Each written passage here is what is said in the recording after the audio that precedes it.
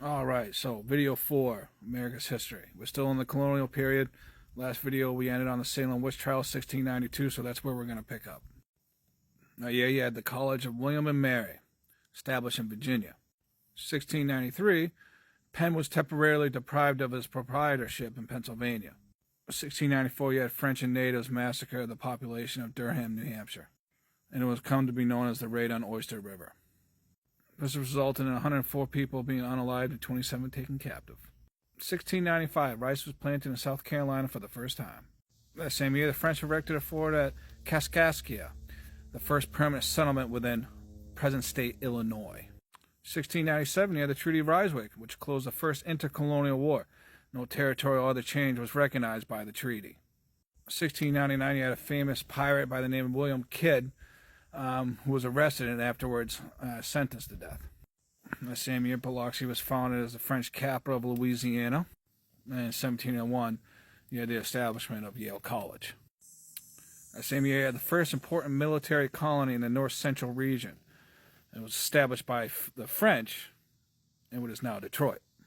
That same year, Penn is granted a charter of privileges to Pennsylvania, which remained in force until 1776. 1702, you had Queen Anne's War, the second intercolonial war beginning between France and England, and once again having frontiers and the indigenous population butting heads. But this war was confined mainly to the east. It was mostly the French attacking New England and New England retaliating. That same year, Spain being allied with France, the colonists of South Carolina conducted a partly successful expedition against the Spaniards at St. Augustine. The town was plundered, but the fortress held out. Also that same year, the capital of Louisiana was moved by the French to the Mobile River, making the first settlement in present-day Alabama. 1703, the Carolinians attacked the native allies of the Spaniards. 1706, the French and Spaniards united in a retaliatory attack on Charlestown. Their fleet was beaten off after a very severe battle. In 1707, the New England colonists sent an expedition against Canada in revenge for the Indian massacres. It did not succeed. 1709 was the year New York City set up a public slave market. 1710, an expedition sent by all the northern colonists captured Port Royal in Nova Scotia and named it Annapolis after Queen Anne. 1711, you had a large force of British and colonials sailing up the St. Lawrence intending to conquer Canada. Most of the ships were wrecked and the expedition was a complete failure. Also that same year, you had the Tuscarora tribe that unalived over 100 North Carolina settlers. 1712, you had the New York Slave Revolt. There was a plot discovered, or more accurately, suspected, that the slaves were going to burn down New York City.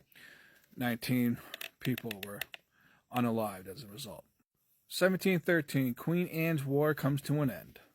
This was the first important treaty in the diplomatic history of the United States, if you want to say. Nova Scotia, Newfoundland, and the Hudson Bay were given to England, and fishing rights in the north were reserved to the French. 1715 is the year the Great Indian War in Carolina ended. The Yamasee were defeated. A lasting peace was then concluded between the English and the southern natives. 1716 was the year the English westward movement of population began. 1717 was the year the French founded New Orleans. 1729 is the year you have the founding of the city of Baltimore. That was also the same year North and South Carolina were finally and permanently divided into two provinces. This is also the same year that the Natchez Native American people attacked French colonists near present-day Mississippi. This was the most extensive of all the Indian massacres that happened with the United States.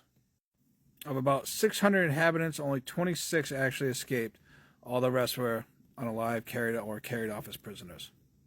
1733 is the year Georgia, the last of the 13 original colonies, was settled. It was used as a buffer against the Spaniards to the south. Now, Savannah was the first settlement. The colony was controlled by a body of trustees, but the philanthropist, as people like to call him, James Oglethorpe, he was the leading guy. He tried to make the colony a refuge for debtors. 1735, you had a number of French colonists settle in Indiana. That same year, you had John Peter Zenger, a German editor of the New York Journal, was tried for libel and was acquitted. And what he did was criticize the English government in his paper, the New York Weekly Journal. He was defended by Andrew Hamilton, who was a Scotch lawyer from Philadelphia. Now, as a result of his acquittal, the muzzle was like removed from the colonial press. Right, this was a big fucking moment in freedom of press in the colonies. It allowed for great freedom of political discussion leading up to the Revolution. 1739, you had George Whitefield, who was a religious reformer, traveled around the colonies preaching. A widespread religious revival was the result, or what's come to be known as the Great Awakening. His friend, being Ben Franklin, having a stake in the publishing business, made it into a cultural sensation.